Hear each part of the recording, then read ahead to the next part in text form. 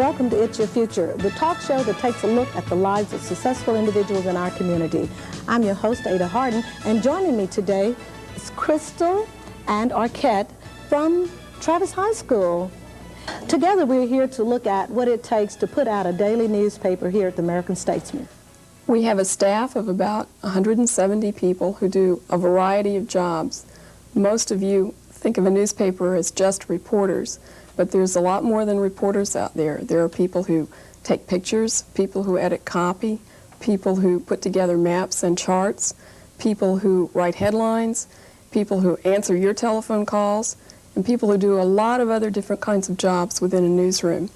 We have several different departments here.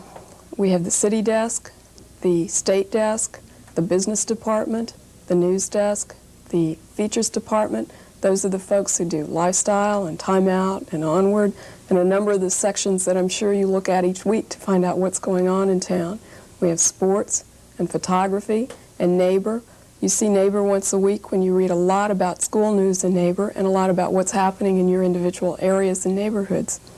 We publish 2 editions every day, and we work almost round the clock 7 days a week. Someone is working in a newspaper at all times.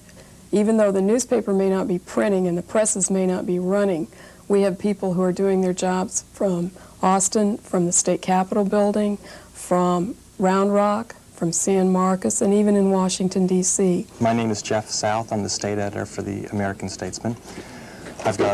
I help direct a staff of 6 reporters at the State Capitol, and a reporter in Washington, and a reporter in Mexico City, and a couple of general assignments reporters who cover statewide issues like South Texas and border issues and the environment. A lot of my job involves knowing what goes on in the state by reading lots of other newspapers, looking at the wire services, talking to my reporters and just people who are knowledgeable about statewide issues so we can get out in front of issues and anticipate the news rather than always be responding to it. I'm responsible for helping reporters decide what they're going to cover that day, setting priorities, planning for the weekend editions. Mr. South, I noticed that you have several different types of editors here. I'm wondering what the difference is in the state editor versus the other editors you have. There are editors over various sections. There's a metro editor who is responsible for local news happening here in Austin, Travis County. There's a suburban editor who is primarily responsible for news coming out of the adjoining counties in the general Central Texas region. There's a lifestyles editor in charge of our lifestyle section, sports editor, and so on. We get together at various times of the day, beginning with an initial meeting at 11 o'clock, where we all explain what stories our staffs are working on that day so that we're not tripping over one another. If, for instance, there's an issue that is both a hot topic at the state capitol, and maybe one of my reporters is working on it, but it's also a hot topic at City Hall, and perhaps a City Hall reporter is working on it, then in that 11 o'clock meeting, both I and the metro editor will realize that we are both pursuing the same story, and we'll want to coordinate that. Could you also tell me then what experience would you need or one would need in order to become a writer? Although I think a journalism degree is important, it's not crucial. There are lots of reporters who do not have degrees in journalism, but rather have degrees in other areas. The move nowadays is towards specialization in reporting, and so you might be better off simply being a good, solid writer, but having a degree in political science, or if you were, say, covering environmental issues, having a degree in biology or some field like that. What are some of the changes that you have seen as a writer and editor in the last 10 years? There's been certainly a revolution in the newspaper business. When I first started, we were using Royal typewriters that are now virtually museum pieces. And since then, I came into the business just as the newspaper industry was hitting a whole new wave of technology, and so I've gotten a good glimpse of the kinds of different phases the industry's gone through. when computers were first introduced, we used to type on a special, on IBM electric typewriter on just regular paper, and then the paper was fed into a machine, which in turn would put it into the computer in a rather garbled way, but it would somehow get into the system. Nowadays, everyone is using electronic equipment like this, your own computer, and there's a tendency to go to even more sophisticated machines than these. Hello, my name is Reggie Roberts, and I'm a sports writer here at the Austin American Statesman. I'm a graduate of Northeast Louisiana University with a bachelor's degree in journalism, and I got a minor in English and history. I've been at the Statesman for almost 3 years, and my present duties, I am assigned to cover the Houston Oilers football team for our newspaper. One of the things about professional sports that's a lot different from all other sports is, just like other parts of journalism, you have to be accurate, but the athletes are, of course, the athletes are a lot bigger and they make more money, so you always have to take that into account, and you have to make sure in any form of journalism that you're prepared, know what you're doing, always do background information to get all of your information together. When I first arrived here at the Statesman, I was assigned to covering high school sports. I covered all of the local basketball, girls basketball, boys baseball, varsity football here, and I also covered Southwest Texas State football, and Southwest Texas State plays in the Southland Conference. A year and a half after doing that, I graduated up to doing some University of Texas games, and then until I got my recent promotion covering the Houston Oilers. I currently am covering the Oilers training camp. They train down at Southwest Texas State in San Marcos. It's a lot of fun, it's a lot of work, it's 13 to 14 to 15-hour days, but the good part about it, you get to go on all the road trips, and some of the road trips are hot. As a sports writer, I know you have to be fairly accurate on top of the story, so where do you get your information from? Just like most journalists, we have sources. Covering the Oilers, a lot of your sources become players. You get a lot of information from coaches. You get a lot of information from their media relations people. Most of it is just being out there, being on the beat, running into things, talking to players, finding out things from people who are involved with the team, people who work for the Oilers, or people who are really close to the team. How did you become a sports writer? When I was 15, I went to a game once with a friend of mine, and he said, "Why don't you just write down what happened at this particular game?" And I did it, turned it in, let him see it, and he said, "I think you might want to be a sports writer." So I kind of got into it, and I've always been really into sports. It's a lot better. You don't have to dress like the business people and wear suits and ties. That's not happening stuff. And it's just, I've got a really good love for sports. I like being out there doing it. If a student in high school wanted to be a writer, what advice would you give them? My advice is to take as many journalism classes in high school as you can, because when I was in school, journalism was just beginning to get really hot in the high schools, whereas now there are lots of classes, programs. Work on the newspaper, work on the campus newspaper, work on the high school yearbook. Get as much pre-journalism experience as you can, and then if you can, get a job at the newspaper, at your local newspaper. Hi, I'm Diane Holloway. I'm the television critic for the Austin American Statesman. I've been doing it for 10 years now, been on the beat for 10 years. I write 5 columns a week now, plus a Sunday show world feature, usually. I don't have those year-round, but most of the time I do. Diane, I understand with all the traveling that you have to do and all those kinds of things, I suspect that it would be quite taxing to your body and stuff. How do you deal with that? It's sort of a love-hate relationship with the travel, to tell you the truth. I have a family, so it's hard to be away for as long as it requires me to be away. The trips are long. They're 2 weeks at a stretch, and they're like, 10-hour days, 7 days a week, which sounds like a real drag, but when you think about the kind of work you're doing while you're there, it's real exciting to get to talk to all those people who are on television. There's not very many people who are on TV now that I haven't talked to, and that's real exciting. And I also write daily when I'm on the road, and that adds a little bit extra pressure. But it's certainly, it's certainly necessary for the job and real exciting. It gets your adrenaline pumping to be in the middle of all that. What do you look for when you're reviewing a television show or evaluating a television show? A lot of it is just gut reaction, you know, how it hits you at the time. If it's a comedy and I laugh, then I try to think about why, so I can tell the reader what's funny about it. You have to you can't just say it's funny, you have to say why when you're doing a critique. First I look for writing, I guess. I mean, that's usually the main reason that you laugh at something.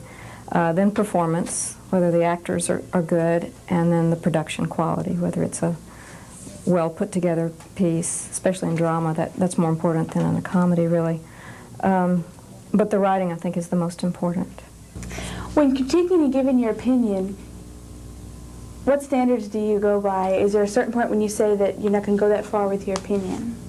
As to what I watch, no, I do that all the time. I mean, I think it's important that if people are going to understand my values and how I'm critiquing things, then I need to tell them what I like as well as what I dislike. And it wouldn't do any service to the reader, and that's how I see critiquing television, as providing sort of a consumer service. I don't say, watch this or don't watch that. I just say what I like about it or what I dislike about it, and then let the readers judge for themselves. But there's a lot of television that I like a lot, and I don't look at everything with a hypercritical eye. A lot of stuff I just sit down and enjoy. But when I'm writing a review, I have to watch for certain things, you know, the performances, and you can't sort of wander in the kitchen and get popcorn. You have to take notes and try to remember. I like to quote specific lines of dialogue that I like and think are funny or think are bad. I try to be as specific as I can so it's not just off the cuff. I think a lot of critics can get too egotistical in that way and just say, because I don't like it, that means it's bad. And the readers, you know, have their own opinions. So if you say why you don't like it, then they can either disagree or agree.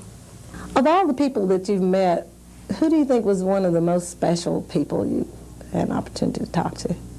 Oh, gosh. I think the one that probably impressed me the most was Henry Fonda. I interviewed him for a television movie, and he was pretty impressive, and I kind of had a hard time not being starstruck by him. Had to work on that.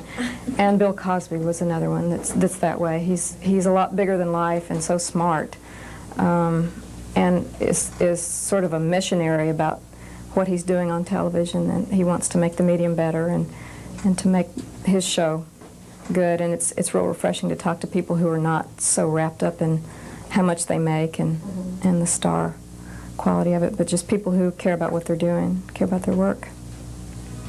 We'll be right back with more of It's Your Future.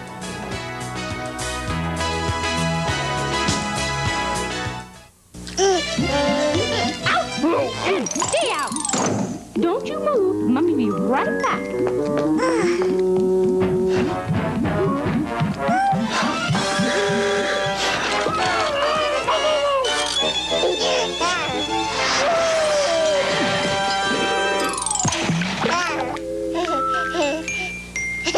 Give your cat a break. Child-proof your home.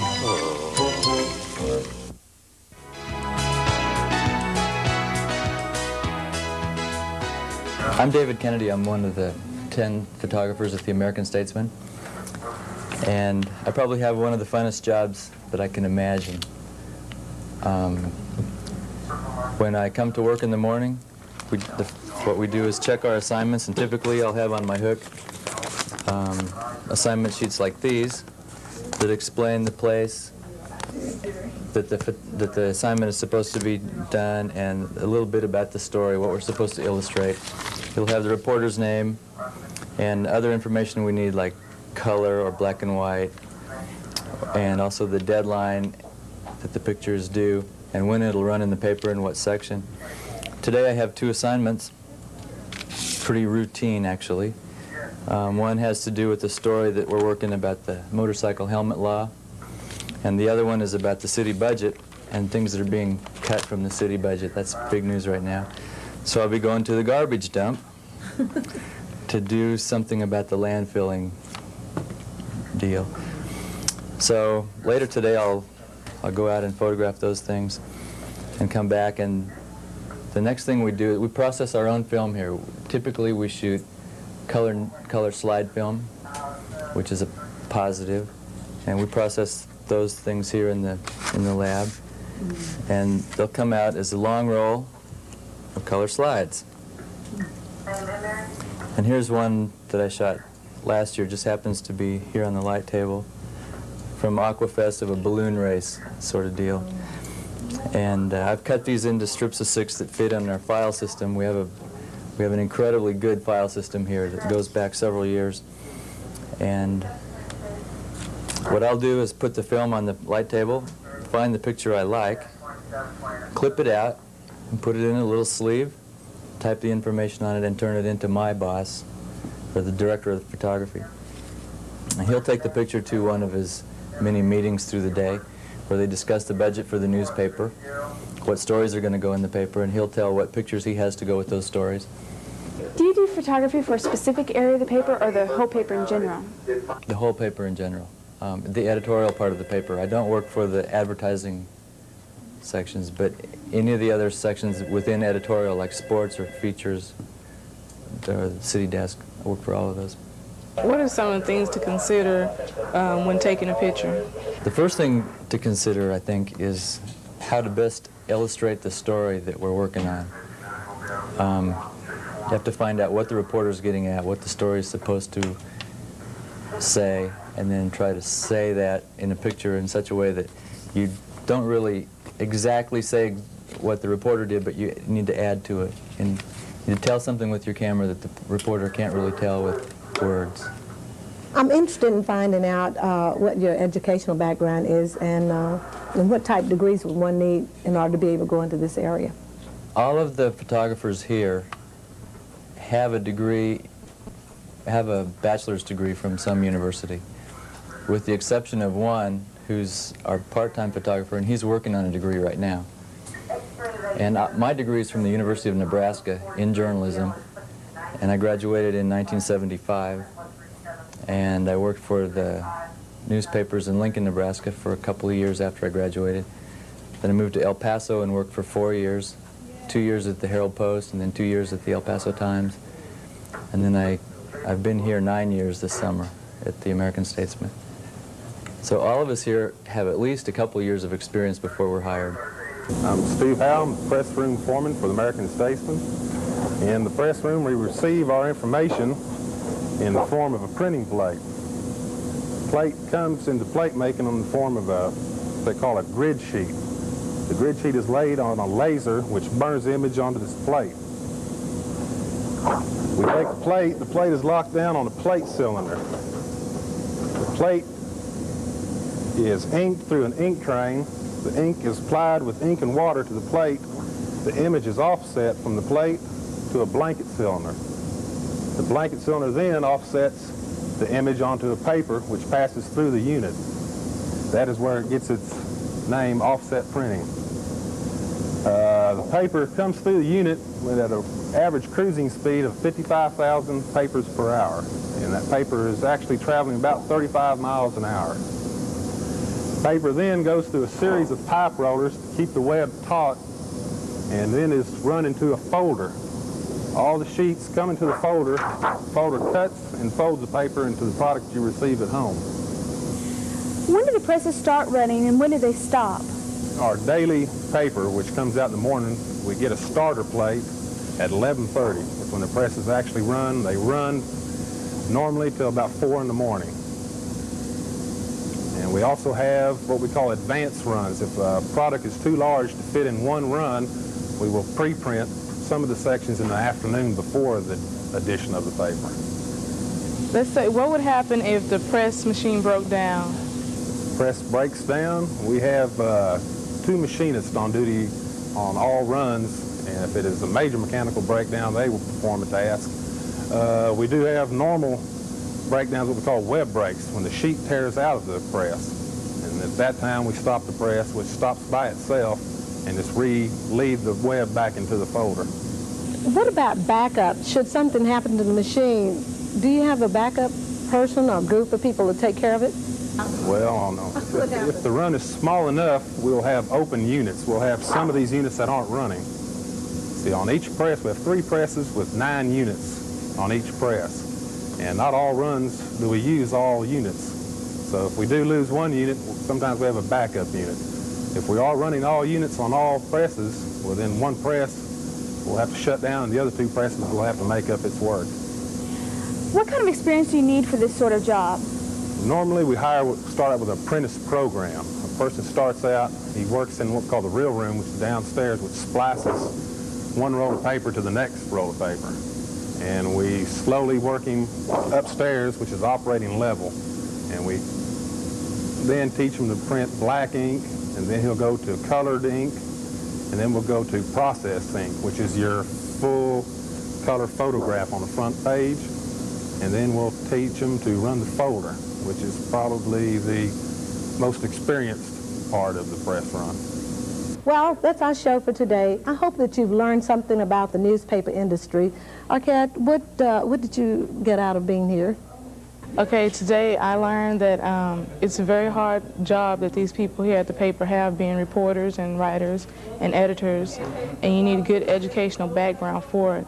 But it's a lot of fun for like the photographers, and they really enjoy their work, and I think I would like this career. And how about you, Crystal? I not only learned about the different jobs involved in putting the Austin American Statesman out, but that it affects many of the lives, whether you're the writer or the photographer or even the subscriber, and that the city of Austin depends a lot on the paper. I think it's really important. That's wonderful. And we also found out that it's hard work, right? Absolutely hard work. Well, we want to remind our students that listening to It's Your Future has been a wonderful experience here for us today, right? And we hope it has been for you.